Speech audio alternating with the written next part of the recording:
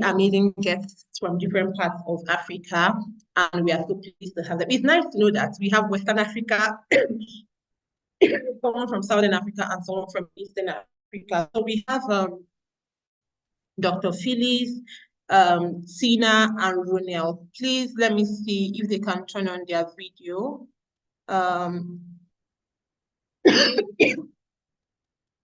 Sorry, I don't know if you can hear it. Sina, I see. I think I saw Tina before, but I can no longer see her. Ronel, can you hear me? If you can please turn on your video, unmute your mic, please. Yes, I So that I can see you spotlight and I can hear you. Oh, okay, I hear you now. Let me put you on the spotlight. Great, I can see you now. Awesome. You look so beautiful. Nice to see you. Thank you. Dr. Phyllis, thank you. Dr. Phyllis, I'm also going to add you to the spotlight.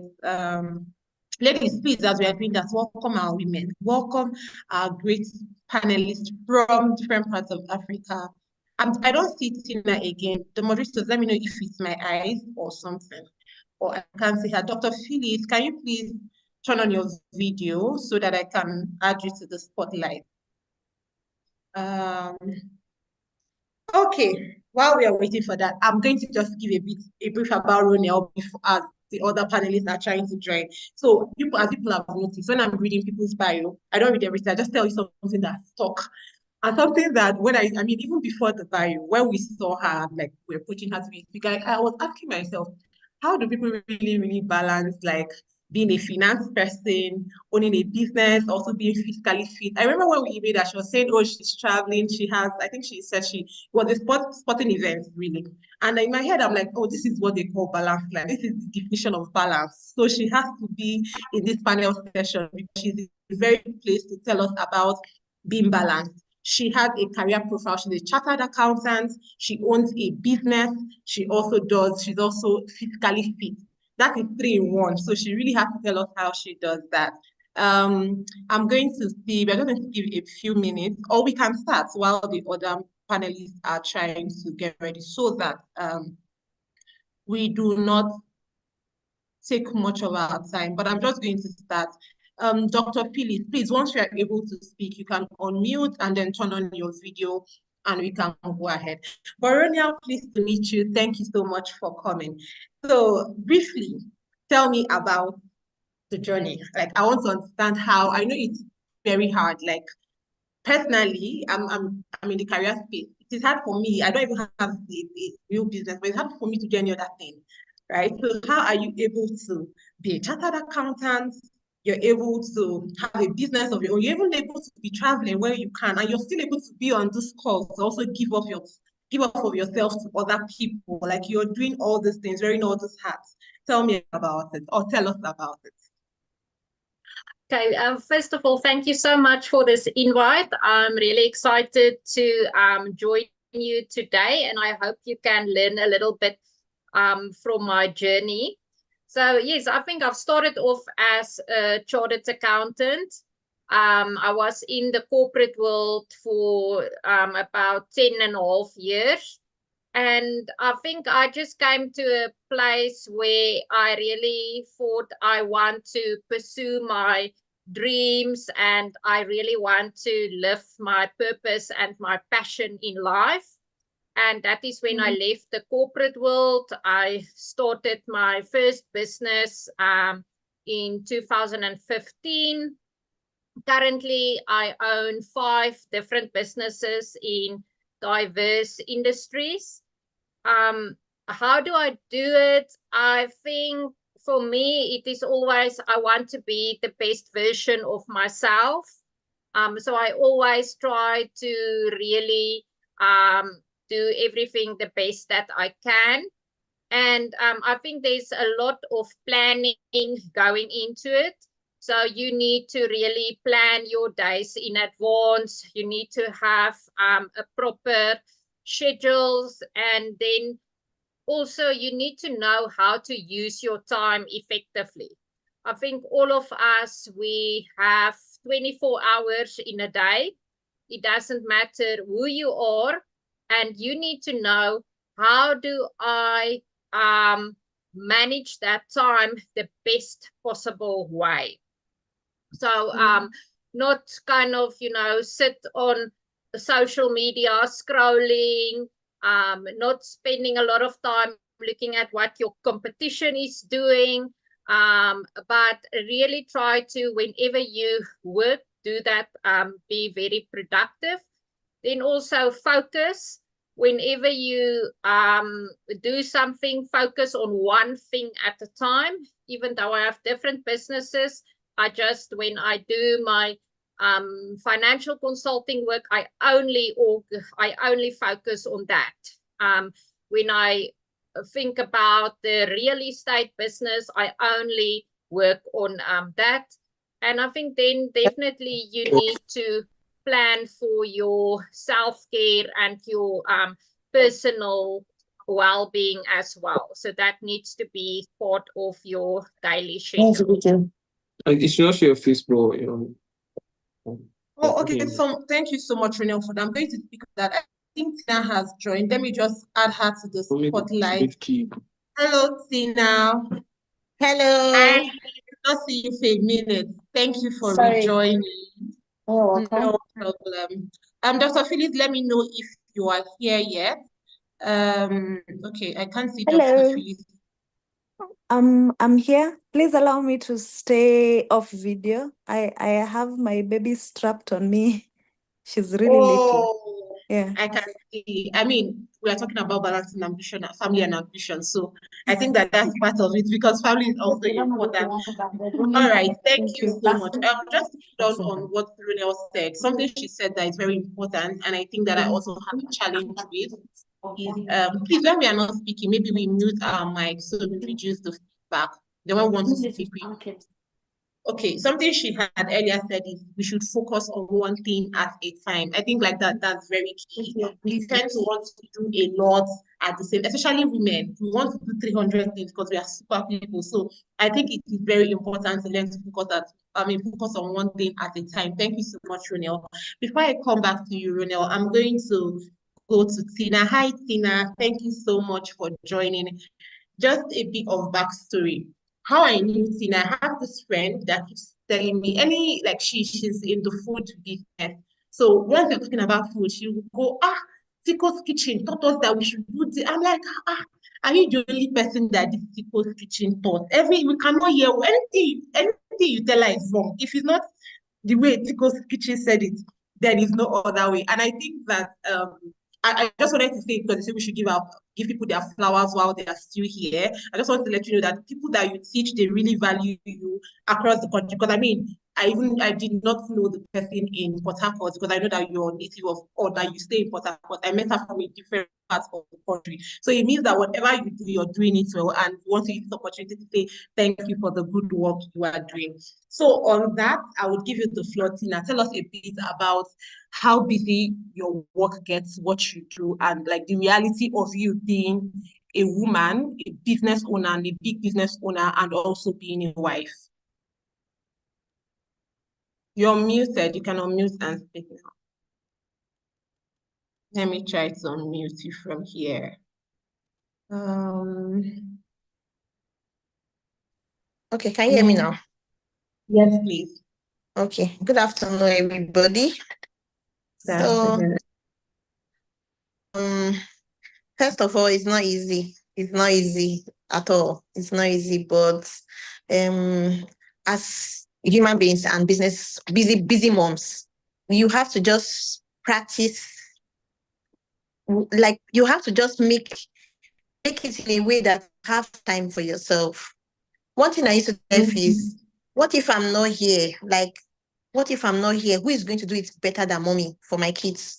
Who is going to do it better? Because I'm not just mommy to my kids, I'm mommy to many, many people. So who is going to do these things for them when I'm not here?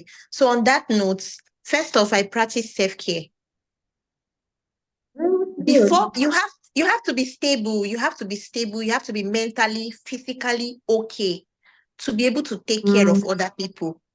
So before we start talking about other people, you have to talk about yourself. So if it's so overwhelming for you, you will not be able to do it for others. And make sure that, know that my job is a big job. Always make sure that I'm mentally, physically, and audically okay, so that I can be able to serve other people. So I always practice self-care. I take care of myself. I love myself so much. If you don't love yourself enough, you cannot love other people. So I love myself so much. I take care of myself when I can. I try to eat right so that I'll be healthy and strong for my family. So it's usually not easy, and you can't do it alone. You can't do it alone. God blessed me on every side. I around me that help me to run my family also. I have good helps. There are some people that they will say they don't want helps. How can you do it without having a help? I don't even have one. I have 2 nannies for my children. I'm always calling when they pick up the kids from school. You have to call me to tell me that you've picked them from school. Even as busy as I am, I still wake up to make lunch for my kids that they take to school. I look out for all those things. So knowing how overwhelming my job is, if I'm not mentally okay, I will not be able to do it. Wow. So that's why I said, first things first, you have to practice self-care. So self-care is key. Yeah, somebody just said it, self-care is key. So awesome. Yeah. All right, thank you. I'll come back to you shortly. You mentioned something that I wanted to ask Dr. Phillips about, and that is on support system. You said it's very key to have support system. I heard some people would say, oh, that nannies are bad people, especially in Africa. Nannies will be with your children, nannies will do that and do all that. So I want to ask Dr. Phillips, especially, people should see, I want the ladies to see the crop of people we brought for you. We brought business owner, career background, and also a doctor, so that if you're a businesswoman, you fall into any of, you're going to relate to their experiences because they have broader experiences. So Dr. Phillips, I'm going to ask, we know how it can be to be a doctor. It's draining and everything. What do you think is the importance of support system, of having good support system? Because we hear women say, my husband doesn't know how to do anything, or I do not like nannies, or even women still say that my husband has said we should not bring any nanny to the house, and they want you to do everything. So I kindly shed light on what is the importance of support them to living your dreams. Mm-hmm. First, thank you for the invite to this meeting. If you can hear in the background, you'll hear my baby. I have a 7-week-old, and I'd like to reiterate what Tina has said on the importance of good help. Now, help can come from wherever your circumstances is. Like if you have sisters, if you have relatives willing to help, and as you've said, also your partner, be it your husband or whatever partner that you have. So I would say that most of the times, we've been socialized as women to carry everything and feel that if you do not do it, then the world will come to an end. So I've learned personally to first learn that no one worlds will end. If I'm unable to do something, like if you are juggling 10 balls, a ball will fall down at a certain time. So first to prioritize what I need to do, to prioritize what I can to know what I can delegate, and to empower the people who I'm delegating work to, be it in the household or even in my career, in my line of work. You can't do everything. I've also learned to give grace to myself, because sometimes you've intended to do something, let's say, for example, for family, for your children, you'd like to do things in a certain way, but it does not work out. So I've learned also to be kind to myself and say, okay, that didn't go well, but not to beat myself up for it. So prioritizing, focusing, and also if, for example, the example you've given is really interesting. Like if your partner, in this case, you've said your husband says, oh, we can't have help and all that, then that person should step up. I also think we shouldn't enable people to what is it? Enable people to the term is weaponized incompetence. If somebody, for example, does not know how to boil water, but insists that you're the one who has to boil water, no matter the circumstances, then that's not a healthy relationship. That person then should also be able to boil the water. Equal partnership is all the rage. So if you can't get that at home, outsource it. If you have resources, outsource. Thank you. Awesome. That is a very, very good one. I like the fact that two things you said that stood out was give grace to yourself, and also if your partner thinks they do not want something, they should step up to the occasion. You can't be making demands if you cannot fulfill those demands. Thank you so much. So back to you, Ronel. So I want us to get a bit more in-depth and practical. I know that it's easy to say, do this, do that, or to say that this is I wear so many hats, or that I do one thing at a time. But I know that realistically, it took you a lot to get to where you are now. So I want to ask, what are the challenges? Because at times, we women, we get lonely in our challenges. We feel that we are all, the things that are happening to us is not happening to any other person in the world. And we feel very overwhelmed and feel like maybe it's just bad women or there's just something about us. So can you share, like, before you got to this particular point of learning how to balance and live a physically fit life and also be financially fit, because it's not easy to have money and then, I mean, you're winning financially, winning in exercise and all. What are the challenges you face? And more importantly, the challenges are very important, but more importantly, how did you solve them? So from when you were full-time career woman to getting your own business to writing your book, which we'll talk about soon, till this particular point in time. So I think for me, I always wanted to be an entrepreneur while I was in corporate. So I have saved up money so that the day when I can leave corporate, that I do have some funds available to carry me. So I think that is very important if you are in that position, that you can save up before you make that transition. That just reduce the stress quite a lot. It definitely is a big challenge, because I think it took me many years before I could only replace my salary that I've earned as a chartered accountant in the corporate world. But I think what I've done specifically with in diversifying my businesses is I have created multiple income streams that definitely helped me a lot.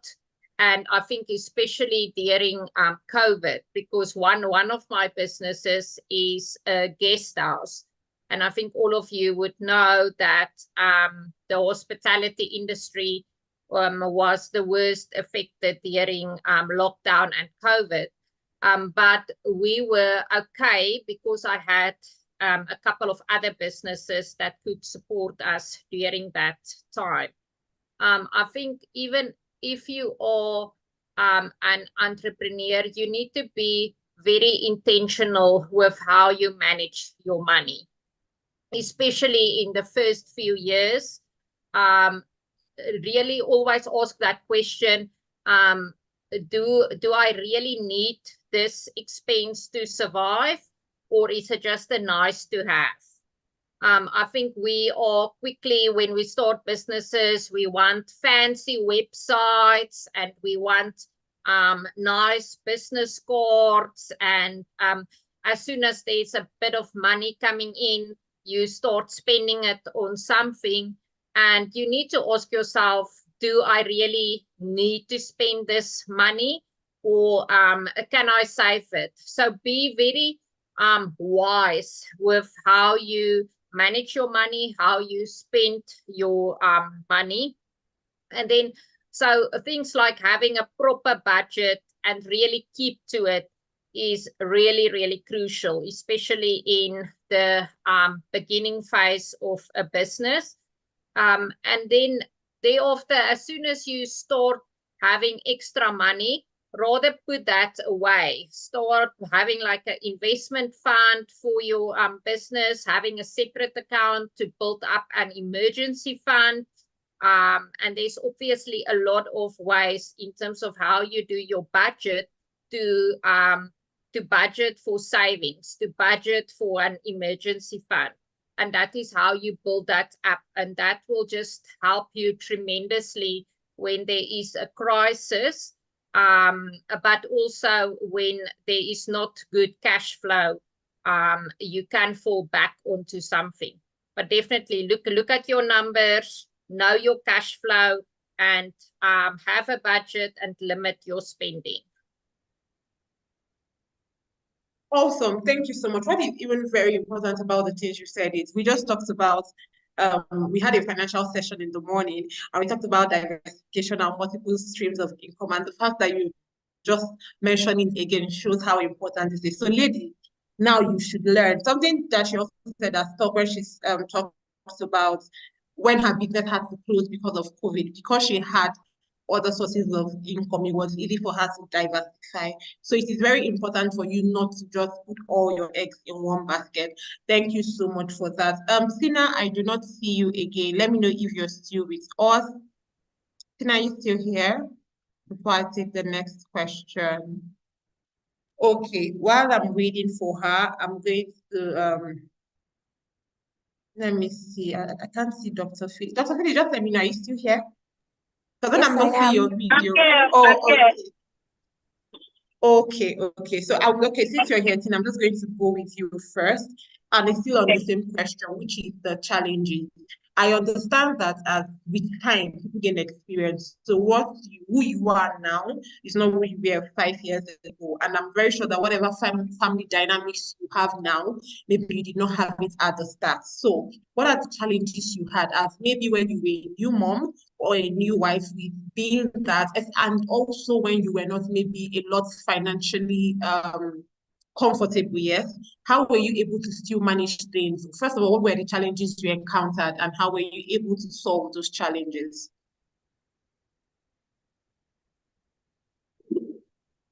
Okay, so I'm somebody that is always living to my work. Can you hear me?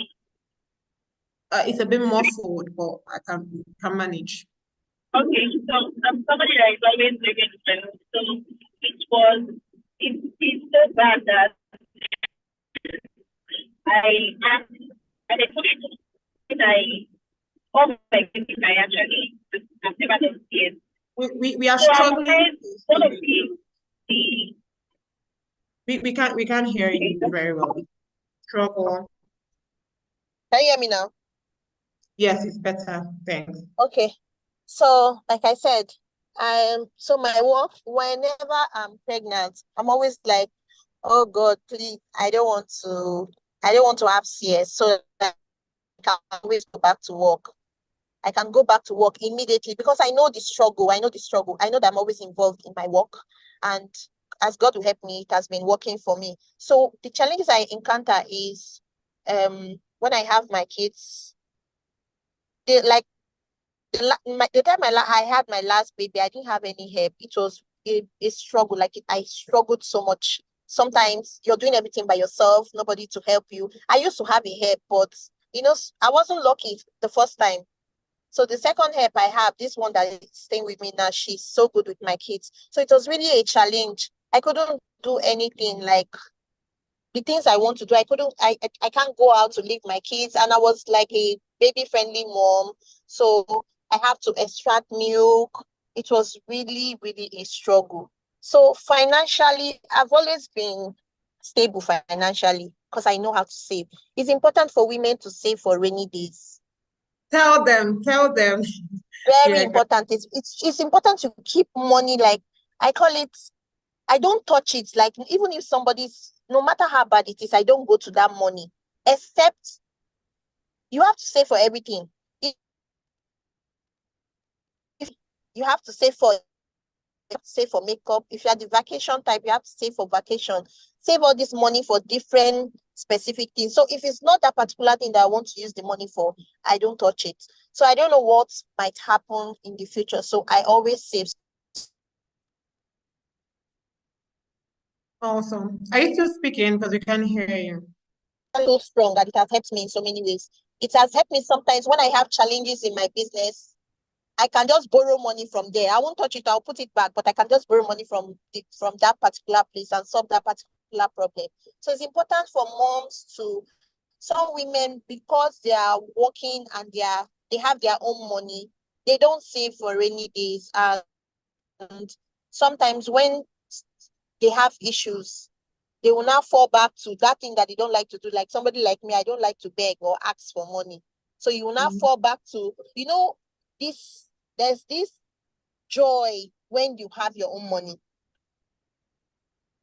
So going to ask somebody for money to put into your business, it makes you look unserious. So be financially stable for women, I would say you should save for rainy days. Awesome. Awesome. Thank you so much for that. I like the way that most of the states are going around money. I don't know if any of the women saw the recent thread on Instagram and Twitter about her money, her power. And I think that just to add to that, is that having your own money really helps with balancing ambitions, because money moves the world. There are so many things that when you have money you can afford. If you don't have money, you cannot afford a nanny. If you don't have money, you may have problems arguing with your husband or who will do chores or not.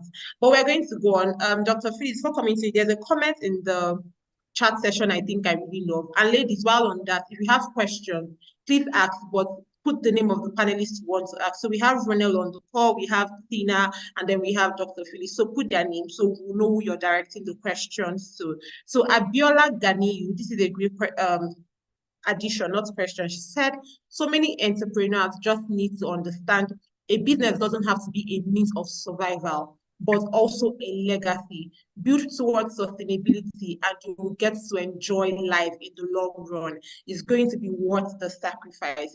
This is actually a very good, thank you so much for that insight. I think that it helps you when you're building a business to also know, let it be something that you enjoy. I'm not about giving you business advice to say you should not build a business for money. It's okay to build a business because you want money, but then let it be more than that. Actually, it helps you on the days where money is not coming. So I'm going to go over to you, Dr. Phillips. I want to ask no, I'm not going to say it's a weird question, but this call has different people, single people like me, right? Some people are single, some people are married, and all. So I'm going to ask a question. Do you think, because realistically for African women, when we get married, a lot of things changes, right?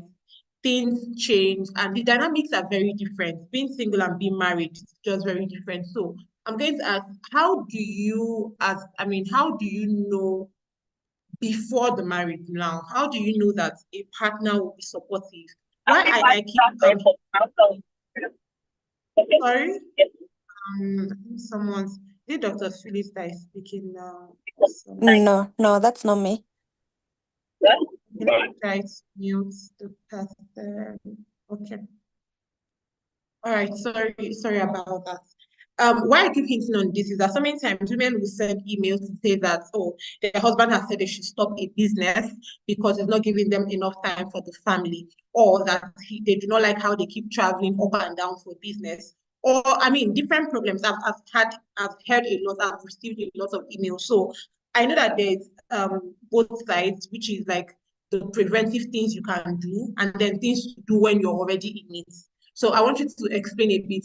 How do you know before entering into the marriage that, okay, this partner will be supportive or can be, or like what are the signs to know that, oh, you're ending up with the right person, I guess.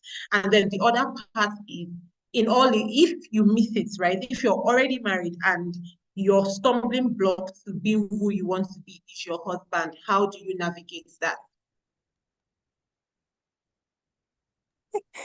That's a very tough question. Yeah. So I've been married now, I think, for 8 years.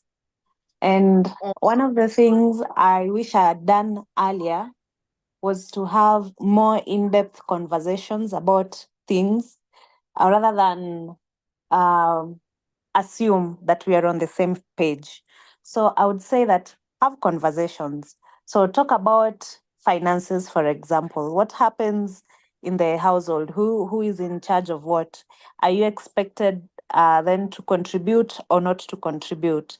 What happens if somebody loses a job or a source of income between the two of you?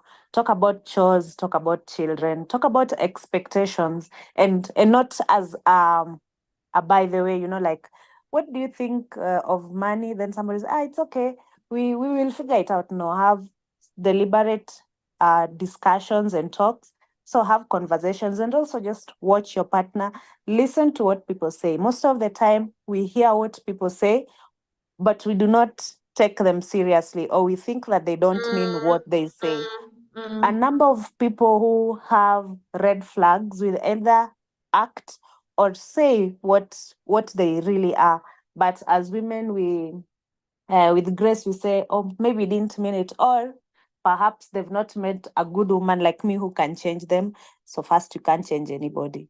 So have those conversations. If you're already in a marriage or a partnership and you're struggling having the same viewpoints, first I empathize, but then I also would advise counseling before and after. Evaluate your relationship. I think when it comes to conversations such as you cannot travel for work or quit your business because you're meeting too many people, I think the issue there is not about what is being said, but rather control. So evaluate your relationship to see if it's healthy. Is that a relationship that allows you to be yourself? And even though relationship is about compromise, if your partner says, for example, quit your job because you make more than me, it's not about money. We are talking about other deep-seated issues. So step back, reevaluate, and do everything you can, I would say, in a relationship, not to lose yourself. Sometimes we tend to lose ourselves in relationships and be engulfed in the other person, more so as women, in either your husband or your children, so that if those are stripped, you really struggle to figure out then who are you? What do you like? What do you want? So take time for yourself. Find if there is no validation. As human beings, we seek validation from external sources, So find validation within yourself. Reach out to other people who are in healthy relationships, or just your friends, your family. Make sure you do things that help you to stay authentic to who you are. But if at the base of a relationship it's unsupportive and you feel it is, I would really advise that you evaluate it. See a therapist by yourself. See a therapist with your partner if they are open to it, and evaluate if needs be. I'm also a prayerful woman, and I believe God can do anything.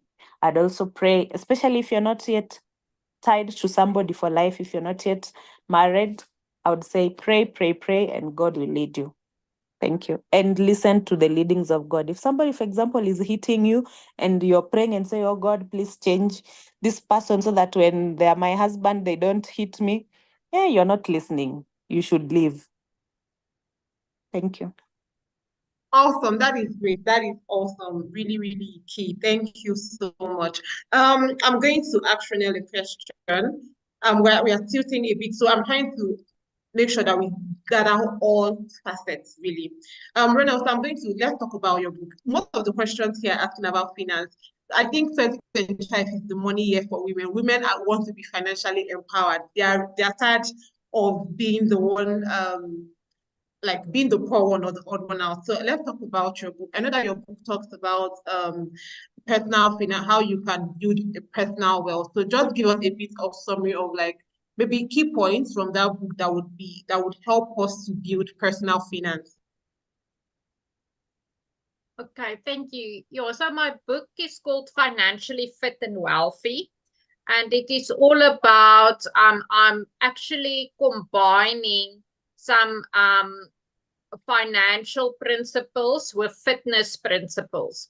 Because if you think about finances, then it is a lot about how you would typically, if you want to lose weight, or you want to start exercising, or you want to start on being more healthy, it's the same kind of principles that you would apply. So first you would like to, again, like I said, start with a budget, start savings, and then you want to first start reduce your debt. And as soon as you have reduced your debt or you are debt free, you want to start building, like in the physical fitness world, like you would first want to lose fat, body fat, and then you want to start adding muscle. So that's the same principle. You want to first get rid of your debt, and then you want to start investing and start creating wealth. I think what is also very important with finances, first of all, it is about educating yourself. I think we are not in school or in university. Nobody is really teaching us about how to make good financial decisions. And even though you might have a financial advisor or somebody who advises you about finances, you still need to have enough knowledge to know the right questions to ask. You should still know that at the end of the day, no husband or partner or employer or child or financial advisor or business partner will ever take better care of you financially than yourself. So finances should be your responsibility, and you should make sure that you really educate yourself and you know what's going on. Always, I think the best way to deal with finances is to have a bigger vision for your life. So know what, or do yourself make yourself a vision board.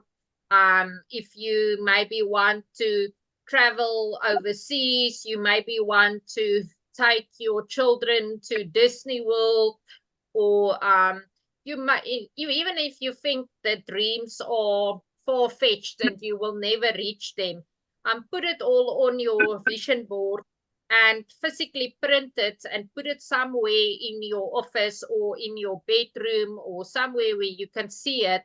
And I think then it makes it a lot easier to manage your money better, because you have that bigger vision that you want to achieve. So I would definitely start with those things. And I think then with money as well, your mindset is extremely important. I have a lot of people that I coach about finances and wealth, but sometimes you can educate them as much as you want to, but they always fall back into bad habits. So not to have that kind of scarcity mindset. I think especially within Africa, if we compare ourselves to the US and the UK and those big countries, we would always think we are inferior, and we always have that scarcity mindset of people are poor in Africa, we don't have proper money, and all of that impacts your self-worth and the value that you attach to you as a person. And if you have a low self-worth, you are never going to achieve all of your dreams. So work on those things, start having a prosperity consciousness where you know that it's not about competing against anybody else. The sun is shining on all of us. So you don't need to worry about too much about your competitors. Focus on yourself and your own journey. And I think the biggest thing is, if you have that vision and that goal and that plan, is to start taking action. You will not by just dreaming and manifesting. You will not wake up and now all of a sudden you are rich and wealthy. So really go and define your goals. Now exactly be clear on your goals, and then start taking action. Even if it's just small steps, to work towards achieving your financial goals. Awesome. This is high level stuff, really important. I like how you talk about changing your mindset and then even improving your self-worth. It's important to do that because it helps your self-worth, also helps the way you think. So that is great. We still have lots of questions, but we have the women who have asked a lot of questions. So I'm going to just take one question for Sina, and after that I'm going to take the participants' questions so that I do not leave them out. Yes, so ladies, you can keep bringing your questions. Sina, the question I have for you is, we know that at times in business we face challenges, we have business challenges, and no matter how you've learned to plan yourself, you also have challenges in family. Like everybody has problems that are common to all. So the question is, how do you handle conflicts in business or family without letting them affect your performance in either of the area? So how do you know that how do you say work should stop at work, family problems stop at family? You know, there are women that when they have family, if they have issues in the home, when they come to work the next morning, everybody feels it. There's no peace anywhere. Or people that when they have issues at work, when they get home, their husband will have no peace. So how do you handle conflict in that area? Okay. Can you hear me? Loud and clear. Okay. So first, how much? 300. So first things first, whenever I have issues in my business, I try to handle it first of all. I just pray about it. Prayer is key in everything that you're doing. Like in everything that you're doing, when you put God, even in marriage, especially in marriage, instead of putting a third party, God should be the third party. Because God helps you. There are sometimes that kids get sick. You know how overwhelming that is. And you try as much as you can to be there because you can't leave them or leave it for somebody else. So it's going to affect you mentally if you are at work. So sometimes if I have issues like that, I'm using that as an instance, I just try my best to stay off work. I just stay off work and focus on if I have issues in my family that are so overwhelming, because I'm the CEO, I stay off work. I stay off work to sort out that issue until the family is safe, because my family comes first before any other thing. But if it's an issue that I have in my business, yeah, there are some challenges you have in business, and it's going to affect you in a way that you cannot work well. Like I said, a right mind is a mind that works well. So you just have to try as much as you can to be calm. You have to be calm. There are some clients that will give you fire. I've had issues where, the nature of this our job, we're like housemaids, like we are doing service. So in doing service, the customer is always right.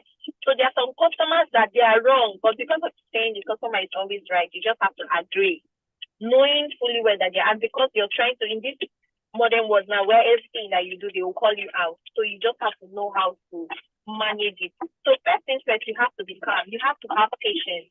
You have to be really patient. Even with staff, there are some times that staff will be trying to frustrate you. You just have to stay calm so that it doesn't affect you. Because once you're not stable, first of all, you have to breathe in, talk it up. Once you're not stable in any of these parts in the house or it will definitely affect your business. So you just have to stay calm. And I read a lot. I read books a lot. I try to read about people that are higher than me, businesses that I follow, people that I can learn from, so that I can know how to handle this thing. Don't think that you know it all. Sometimes go to church. There are some church, like my church, they preach about these things, businesses, family. So you learn one or two things from it. And you put that inside your life. So you have to balance it in every area. So that's how I handle it. Awesome. Thank you so much. So I'm going to start taking questions from the people. I have more questions, but if we have more time, I'll go back to my questions. But I also do not want the session to end without taking the questions that the women have. The questions people have for Dr. a lot. If you want to do a fireside chat, we have. If I answer all those questions, we are not going to go home. So I'm going to maybe pick the ones that are high level. But there's a question I saw here, and I would want to direct that to Dr. Phyllis. The question has moved, but since I'm not in the question, I'm just going to paraphrase what she wrote. Dr. Risha had said, she was asking generally, is there a sense of, how do I put it now? Because I can't see her question again, but please, the person that asked the question about how you feel like life is moving on without you after having a child, maybe you want to repost that. But it was something about feeling like you're not fulfilled or you're underachieved, you're not achieving anything because you have a child. Have you felt that way and how do you navigate it? Okay, I've seen it now. Has anyone doubted the ability to accomplish anything after birth? How did you deal with it? That's actually a good question for me, because when I had my first baby around 6 years ago, I was working in a hospital, a very, very busy hospital. And during my maternity, I got postpartum depression, which took me, interestingly, a long while to figure out that is what it was. I just thought that is what being a mother felt like. So I felt very, other than what comes with depression, I also felt like, what have I done to my life? Like, my life was okay. I had a plan. And now, how am I going to do all that with a baby in tow? So what did I do about it? First, for the depression, I got help. I saw a psychiatrist. I got counseling. I had good support once we figured out that is what it was. And with time, I got better. But then it also gave me the opportunity to reevaluate what I really wanted for myself in life. And I learned that I did not intend to practice medicine in itself, as a doctor for the rest of my life. So what did I need to do? What then does that mean? Because medicine is a very time-consuming career, and also the time you put in to be a doctor. So what next? I had put my energies in it. My parents had spent quite a lot of money to put me through medical school, and now I was just going to say, nah, I don't feel like doing it anymore. So then I had to come up with a plan. What did I want to do? I reached out to mentors who are other doctors in non-clinical fields. In fact, I put out a post on Facebook. There's a Facebook group that doctors have here in Kenya, and I posted and said, what I know is that I don't want to do medicine, to practice medicine for the rest of my life, but I don't know what next. So if you're a doctor and you're doing other things that you can use your skill for as a doctor, but it's not medicine, reach out. And just by asking for help, I got so much help. I got to talk to different doctors doing different things, and I figured out where I wanted to be. And then I learned that I needed some more skills for where I wanted to be. And it took time. It took me 2 years to pivot from clinical medicine. You're breaking. Oh, sorry. I hope you can now hear me. Thank you. And so it took 2 years for me to pivot, but it gave me the knowledge, or rather just knowing that I'm doing something. So what can I say in short? If you feel that you cannot accomplish something because you have a baby, first seek help. Try to see if it's not just if it's not depression or postpartum blues. So if you have that, get help. If it is beyond that, then take time to reevaluate and don't be afraid to pivot. Life is for the living. If you have committed to one aspect of, let's say, a career or a business, and you feel that it is not going to work for you with your baby, then pivot. I don't know, is it me? I'm out of problem now. I think others can hear me. Can you hear me, Hi, Chinelo? Chinelo. Yes, you are the one having network issues on your end. Oh, Chinelo. thank you. Thank you Dr. for Phyllis, I can hear confirming in you. the chats. Please go ahead. find out what you need to do, pivot. If you're pivoting or My changing other network. careers, find out what you need, the skills you need, and reach out for help. I got mentors, I got what is it called? A career coach, but there's also a lot of free materials for career pivoting if you need to. If you decide that what you're doing is what you still want to do with your baby, make accommodations. As I said earlier, give yourself grace. If you are working 12-hour shifts, for example, at a business, and you have a newborn like I do now, that's not feasible anymore. It is okay to step back and scale back and be gracious for the season you are in life. It gets better.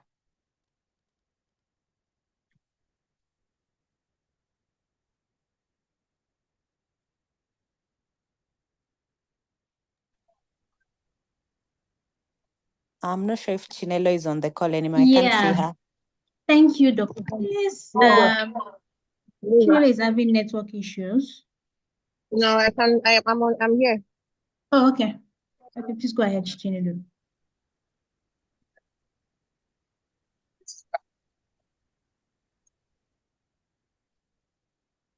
All right, can you hear me? Yeah, we can. Loud and clear, yes. Hello, can I be heard? I think my network went off for a bit. Can anybody? Oh, okay, thank you. I'm so sorry. I did not hear the last part of what Dr. Felice was saying. My internet, I think I had to change my internet, but I'm sorry about that. I'll just make do. Was she done speaking already? Was Dr. Felice done? My network kicked me out. Yes. Yes, I'm done. Can any other person let me know if she was done speaking? Can someone let me know? I don't want it to be that I'm cutting her. Yes, she is. Okay. Can you hear? All right, Yes. awesome. Tina, I don't know if you can still hear me. Yeah, There's I a can question hear you. here for you from the audience. Okay. Confirm you can hear me before I take Yes, the I question. can hear you. I can hear you. Can you hear me?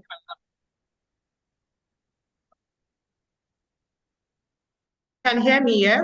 Yeah, I can.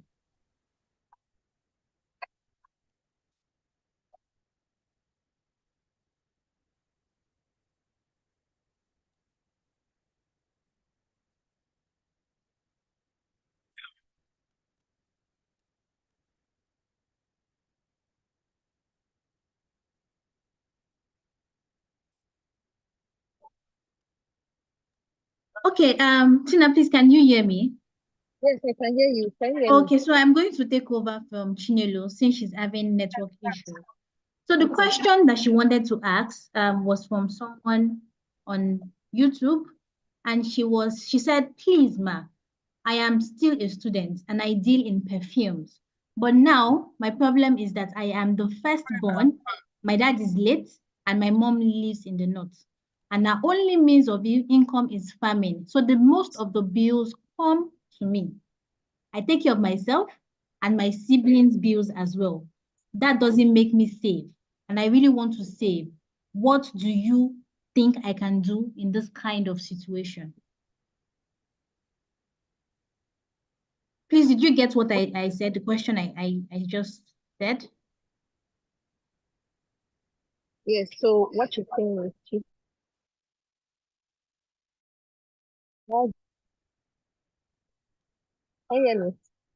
Yes, I can hear you now. Yes. So what she's saying is she has only one source of income. What she's saying is she's a student and she deals with perfume, like she sells perfume. But she's the one, since she's the firstborn child, she's the one taking care of her family, including her mom, who lives in the north. And her mom's only source of income is through farming, which is not sustainable. So she wants to ask, how can she save in this kind of situation? What can she do in this kind of situation? Because it's challenging and tough for her. So saving, the thing about saving is you just have to discipline yourself. Even if you are Sorry, Tina, your voice is low. Please, can you speak up loud? Can you hear me now? Yes, I can. Please So go the ahead. thing about saving is you have to discipline yourself. I know that there are family issues, but you just have to discipline yourself if you really want to stay for your business and grow. The thing is, one thing about family is, I'm not saying you shouldn't help your family, but even if you don't help them, they're going to find a way to help themselves. They're going to get out of that issue. Except it's a life-threatening issue, maybe where the person, just a big, wants to die. You know what I mean? So if it's just maybe family is not feeding and all of that, and it's only this business your family know that you have. If they run the business down, what are they going to fall back on? Nothing. So I think it's very important for family members to know that, like, when I had the same issue. My mom was really sick and she was living with me, and it was really tough. Like my whole family became. Can you hear me? Yeah, we are trying. Your voice is still low, like very, very low. Please, can Okay, you? so I had this same issue when I was in school. I started my business way back in April, and my mom was really sick, and the whole family was depending on me, her drugs and all of that. My siblings were in school, I was paying school fees. But at the point, I had to tell them, if you keep taking up this business that's feeding us, the business is not going to grow. So everybody has to force for this business to grow. So you just have to talk to people. Family is supposed to help you grow. So if you know that you're taking off 1,000 naira to feed your family from your business, you can reduce to 500 and save the other 500. That's the only way you save money. You have to do what is called wicked saving to be able to save money out of the business. If not, you will not be able to save anything. All right. I think that that was also very helpful. Thank you so much. I'm not sure that I can see Runel again from my screen, but we have another question for Runel. Runel, are you still here? Yes, I I'm think still it's the here, but spotlight it said then. something Let me about my spotlight. spotlight dropped. So I think you just need to Okay, let me do add you on the something spotlight. again. I've added you back. All right. So we have loads of questions for you. We still have for Tida, we still have for Dr. Philly. So let me see if I can take two per person and then we wrap it up. Again, apologies for my network. I'm in Africa. So someone says, can you share more of your savings tips that helped you start your own business? What was your budget principle? And then I'm going to tie that to another question I saw. I can't remember where I saw the question. I can't remember who put it, but the person asked, at what point did you know that you had saved enough to leave your career and then start doing a business? So share your saving tips, and I mean that helps you to start. And then how, because that particular person that asked said, how did you know it was the right time to move and that you had enough to now move? Yeah. Okay, so in terms of my saving tips, I think if I have to think back about when I just started off is still in the corporate world, I really didn't live above my means. So I really went and see kind of like in exactly how much am I earning, and then based on that I was preparing my budget. But like I said, I've built in some separate a separate budget for savings, so money that I've just put in every month. I've put it away. So I've done like in a debit order. When my salary came in, it immediately deducted my savings and put it in a separate investments account, because then you are not tempted to use that money. I was also initially very much again asking that question, do I really need this, or do I just want it? So say for example, DSTV or satellite TV or something. I'm not I'm not big on watching television. So for me to spend so much money on television just doesn't make sense. So I would have just like cut that out completely from my budget. But I still kept things in my budget, like I love traveling.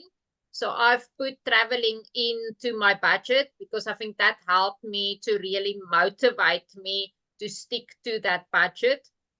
But I would, for example, not, instead of say for example, you want to go to a restaurant with friends and you see you cannot afford it every month, just go every second month instead of every month.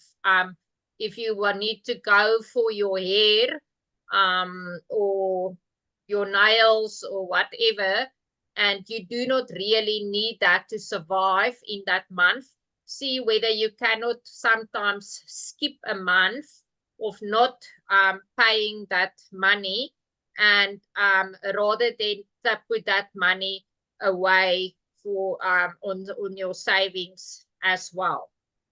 So definitely it's all about those small things. And I think we often think that something is small, it's not going to make a difference.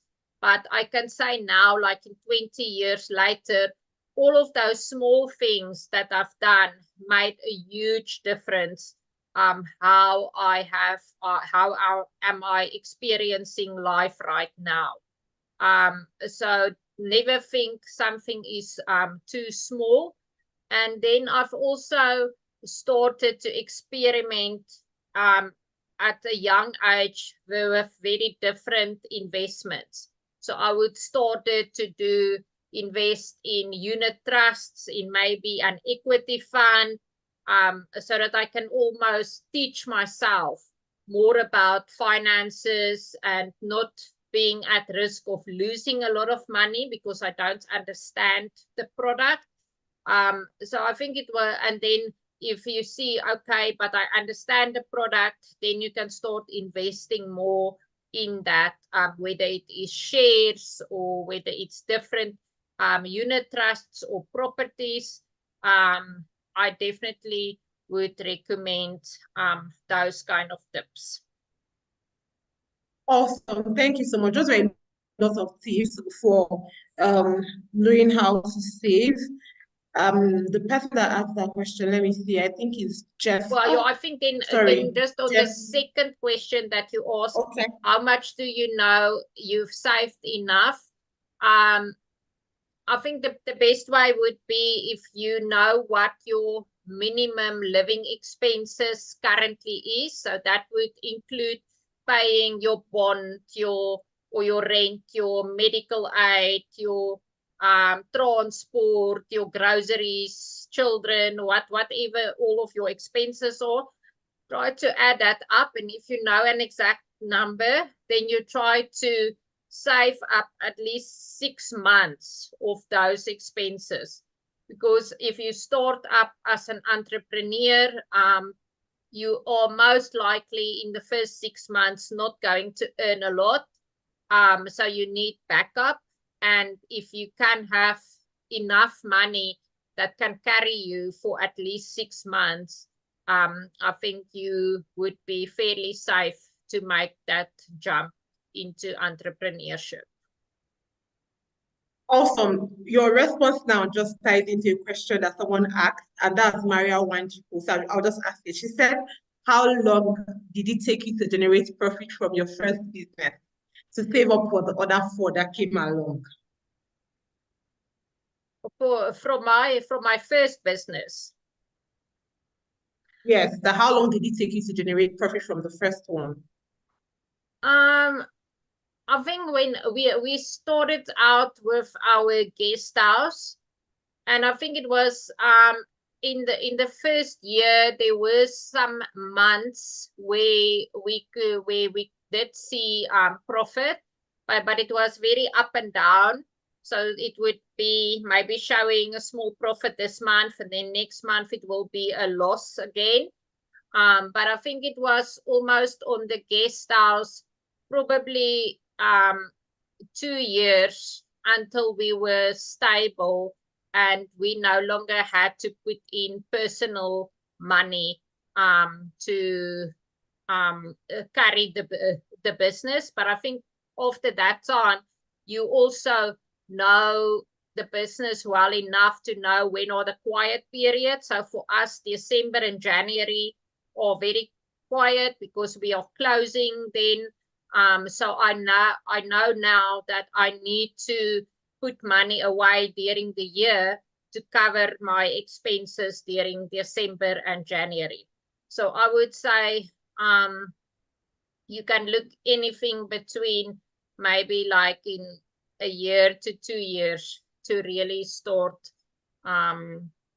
showing profits. But yeah, it also depends from industry to industry. Some show profits a bit faster, other definitely takes longer.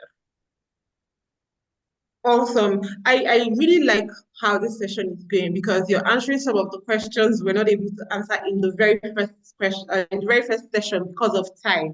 And it's also rich to see like you really embody the different parts of who you are. You're talking about when we ask questions, we see soundly that you are really a finance person. And then I like how you tie it into like you know your audience generally. That is really great. Thank you. We have past time, so I'm just going to take one question. I'll do the summary of everything and then allow you to give your final words. And this question is for Dr. Phyllis.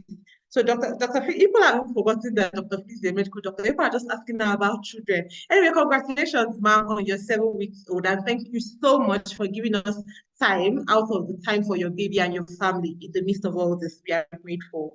So someone asked, Dr. Phyllis, Phyllis, please confirm you can hear me before I go ahead. Yes, I can. Okay, so she said, with the level of abuse going on, how can a mom who has a past experience of abuse keep her children safe? Please advise. I'm going to assume that she's talking about sexual abuse. Yes, please.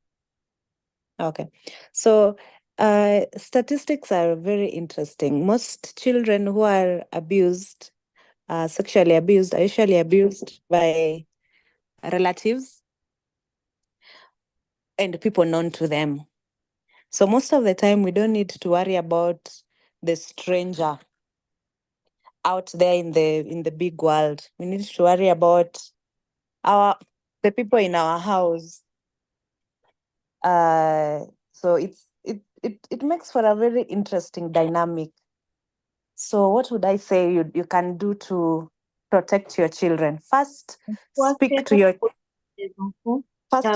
your children about at different ages using simple language about what sex is.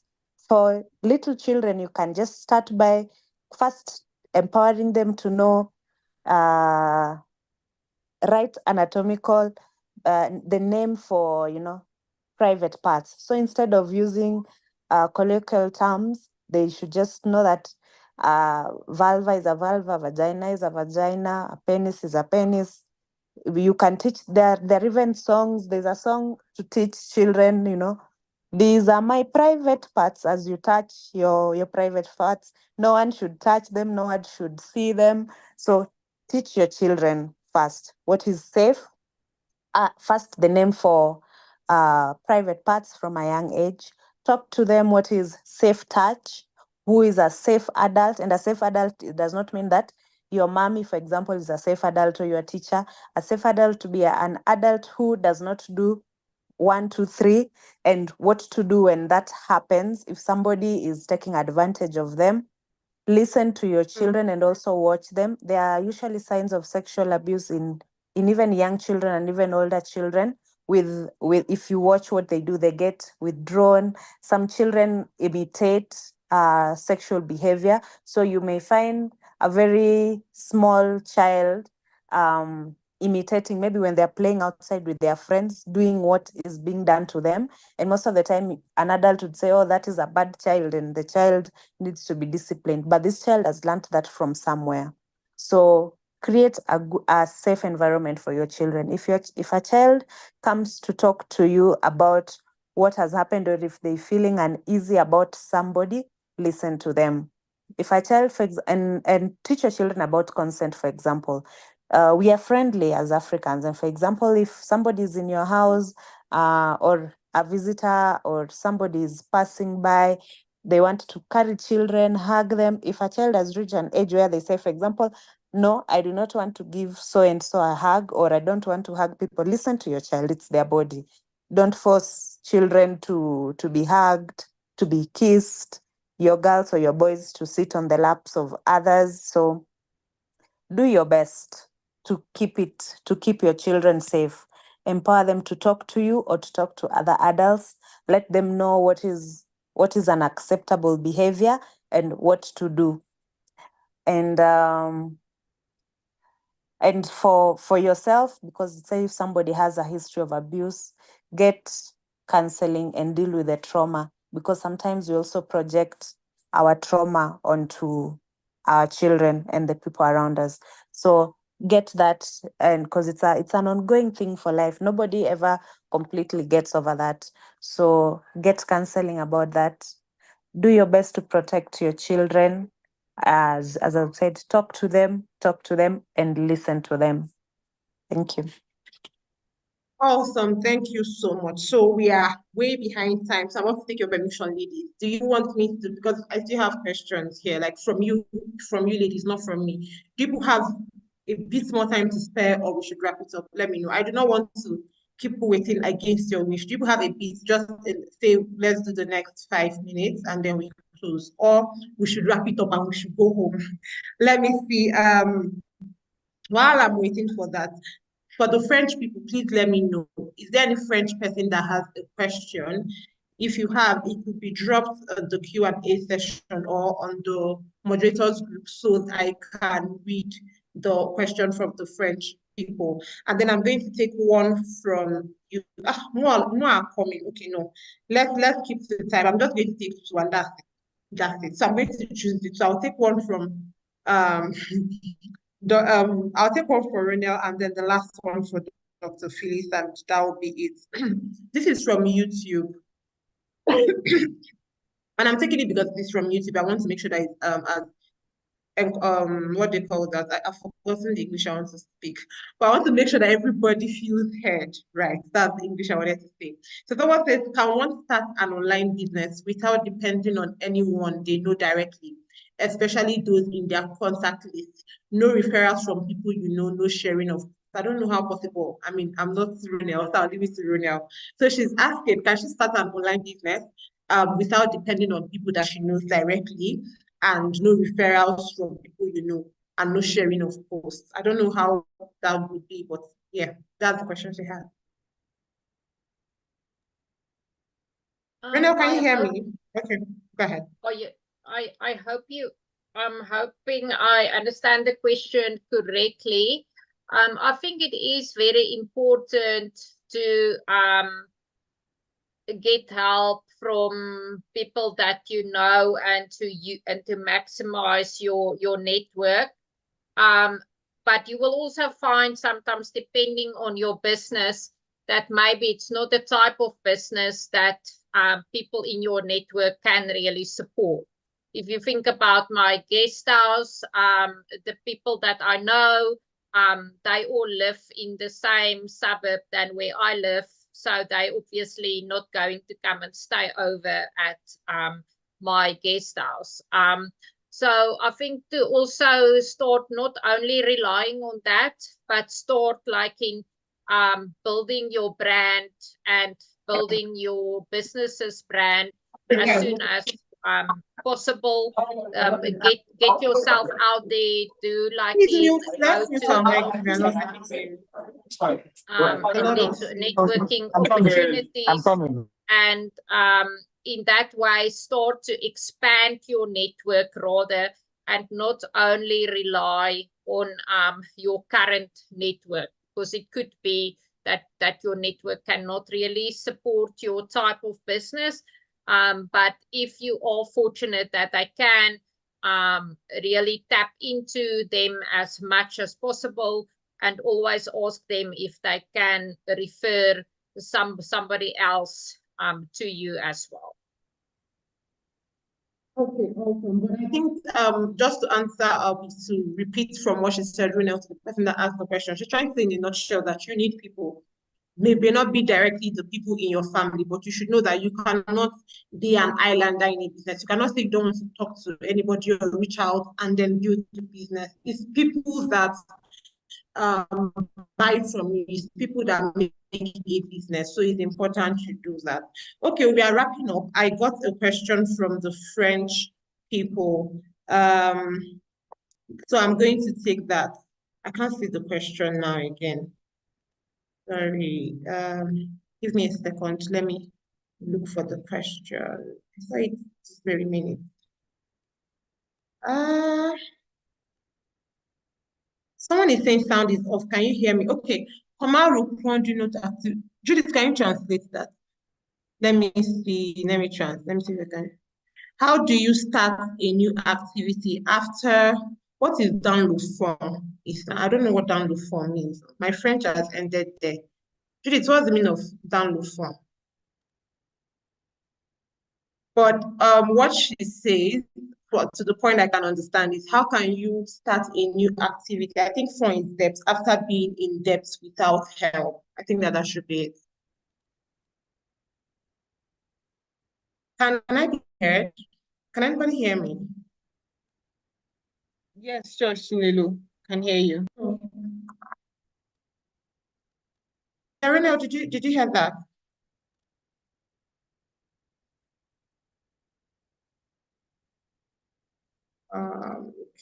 There's a bit of lag. Ronel, can you hear me? Yeah, the question was, how can she start up a new activity after being in debt and without help? How can she move on to a new business? After being in debt, I think that is a very difficult one. So I would definitely try and start creating additional sources of income so that you have income to repay that debt, even if it is just small amounts, but you can at least pay more than your minimum installment to try and get rid of the debt as soon as possible. But yeah, it is going to be difficult if you are in a lot of debt and you want to try and get more debt to pay for your debt. But then you must also know that that is not good financial practice. So if that is your situation, you need to almost go back to the drawing board and go and look at your business model, go and look at your spending, your budgeting, and see how you can make changes to that to improve your financial situation. Awesome, great. So because we are behind time, I'm going to do a summary. First of all, thank you so much, everyone. Thank you, ladies, for the good questions. Thank you to our moderators. Tina was not here before, but I think she's back. So thank you so much, Tina. Thank you, Dr. Phyllis. Thank you, Rene. I'm going to give people the chance to share your last words before we go, but I just want to do a summary of everything we've said. From the get-go, I may be missing the people that said what, but I will just summarize.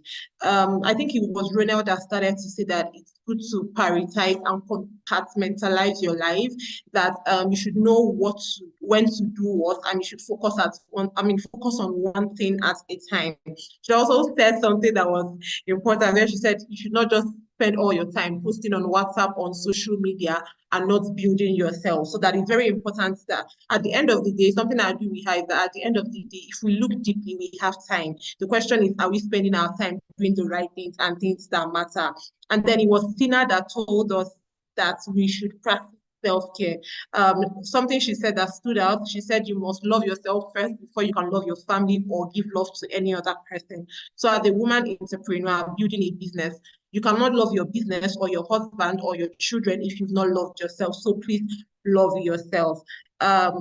both Tina and Dr. Phyllis talked about having a support system and how important it is to have a support system, because no man is an island. You cannot go far if you are going alone. So you have to, for you to be able to go far, you have to go with people, and those people can be your nannies at times, or your staff, or your husband, or but just make sure you have a strong support system. I think someone said give grace. I think it was Dr. Phyllis that said you should give grace to yourself.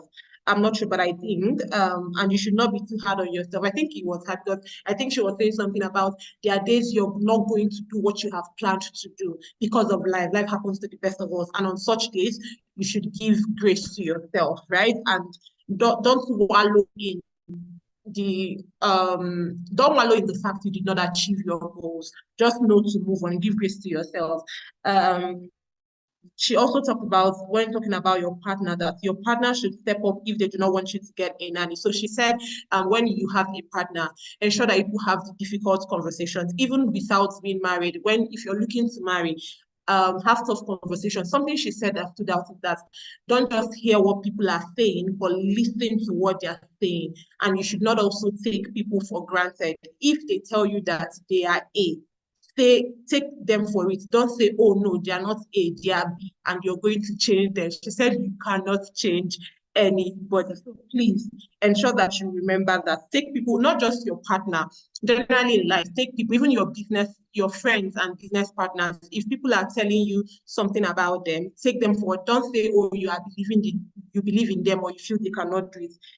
Take them. I think that really stood out for me. Take people for who they say they are. It was Rhoda that talked about multiple streams of income and diversification. She gave a unique point where she said during COVID, she was able to pivot.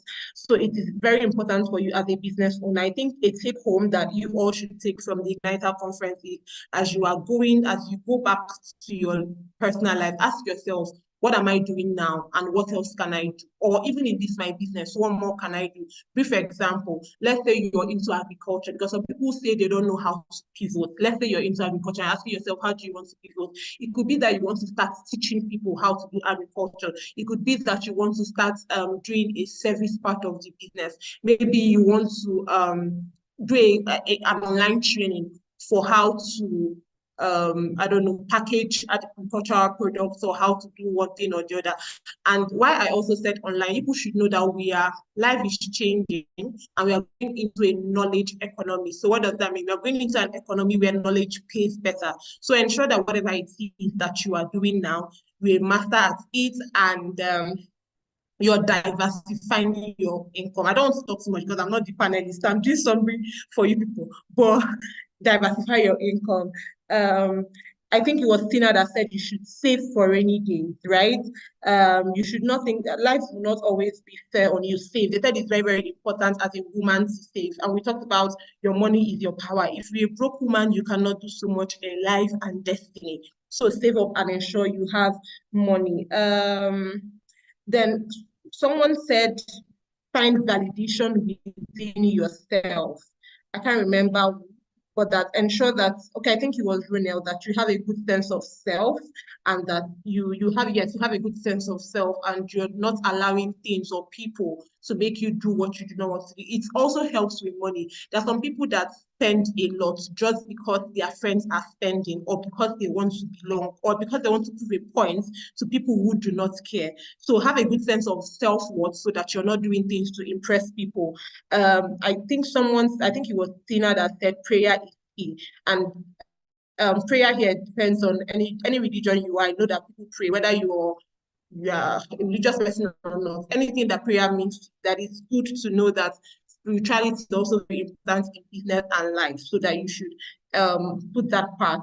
And then ask for help. This was Dr. Phyllis. She was talking about when people are going through, people should correct me if I'm wrong, I think it's postpartum. I was looking for the word postpartum depression, that you should ask for help. You should not think that, don't try to be all strong by yourself. Ask for help and ensure that you are helped.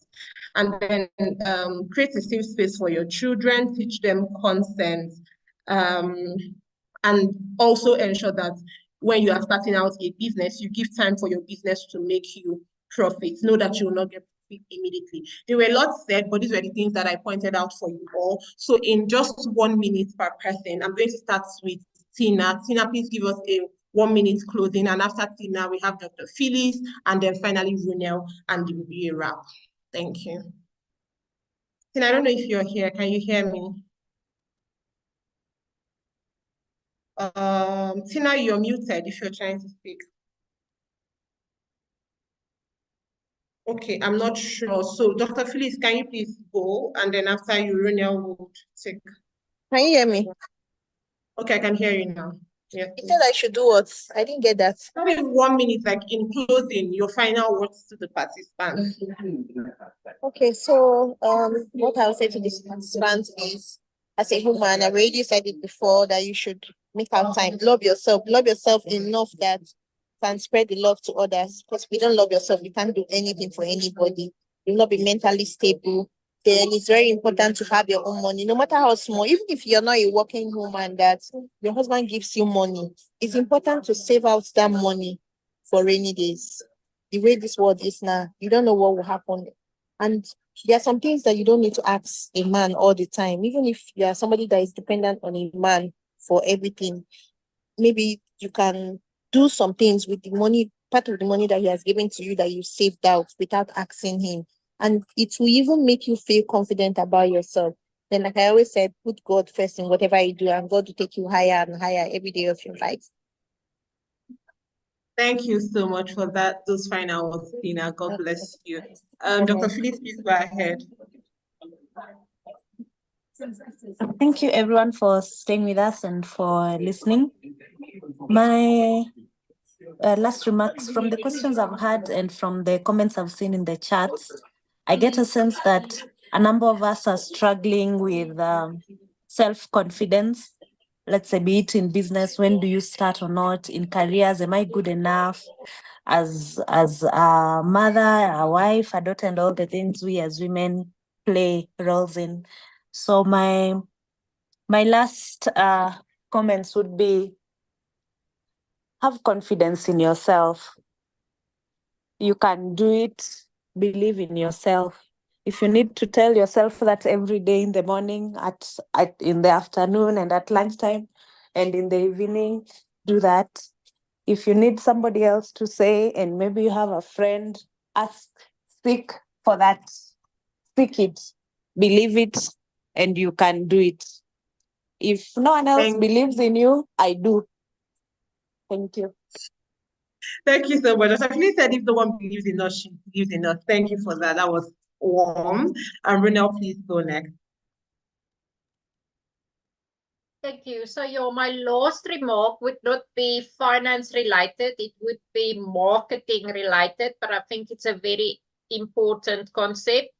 And I think it's really, really crucial that you define and that you understand your target market, who your ideal clients are, and where to find those people.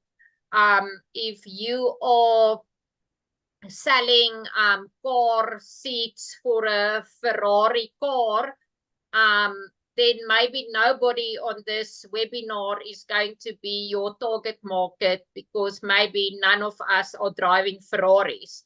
So it doesn't help you keep networking with all of us, but we cannot really buy your product or service. So it's important to ask you the questions, is there a need for my product or service? Do the people want that product or service? Because sometimes there might be a need, but they do not necessarily want it. And then can people, and are they willing to pay for that product and service? Because you are also not necessarily a charity organization. You want to make a profitable and a sustainable business. So it's important that people are willing to pay for whatever service or product you want to offer. And then I just want to wish you all the best of luck. You're welcome to connect with me on LinkedIn also if you have more questions. It was really a big pleasure spending some time with you. And like some of the other speakers said, really believe in yourself, believe in your dream, and take action to make your dream your reality. Thank you. Thank you. Thank you so, so much, Ronelle. Thank you, Dr. Phyllis. Thank you so much, Tina. Thank you for taking out this time. We really enjoyed it. We would try to keep up the communication. Thank you also so much, women. We took more of your time than expected, but you agreed to stay with us. We are so grateful. Just the last housekeeping before we close. We promised you all a business exhibition, a virtual exhibition. So I'm just going to give you the tips of how that will go. Also, do not worry, we still have the freebies we have given today is nothing compared to what we have to give. We still have a lot to give out. So do not worry, time is fast spent, but we are going to do some on the groups, like the group chats, and then we are going to continue tomorrow. Do not bother. But to give you details on the, sorry, hold on, please. Yes, to give you details on how to do the business exhibition, please, you're meant to record a 1-minute video. Please confirm, moderator, if I'm correct. Please, it should not be a second more than 1 minute. A 1-minute video advertising your business. 1 minute. Again, 1 minute. And when you do that, please send your video to comms@impacther.org. Just a disclaimer, we are not going to post all the videos. We are going to pick the best ones, right? We're going to pick the best videos. So if at the end of the day, we do not showcase your video, just know it's not among the best. Don't drag us. Don't think we are mean and all, but don't worry, this is going to, all this would, we are going to find value. Even if we do not share your video, do not worry. We still have a networking events where you can on your own share about yourself. So don't say, okay, because they did not put out my video, it means nobody's marketing me. No, we have a networking event on Saturday. You're going to send that to comms@impacther.org. Comms@impacther. Sorry, I don't know if I can have any of the moderators put it down here. Comms@impacther.org. Also, tomorrow, please, let's also ensure that we come early.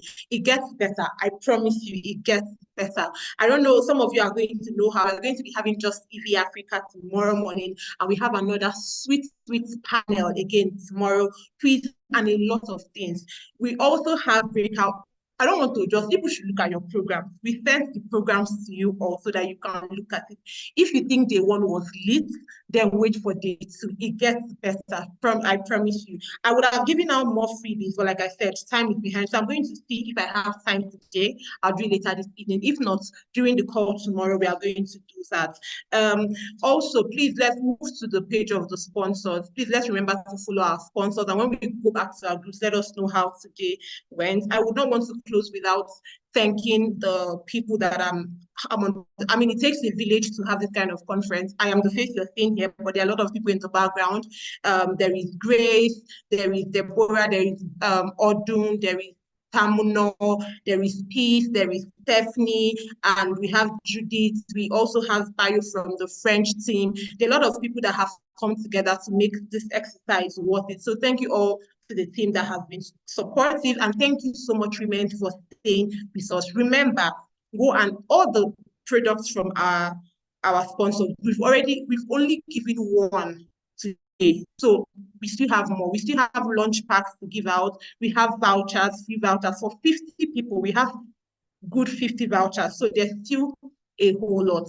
I'm going to repeat. If you want to send the first, the 1 minute video, it should not be more than 1 minute. If it's more than 1 minute, no, we are not posting it. The 1 minute video, send it to comms@impacther.org, and please visit our sponsors.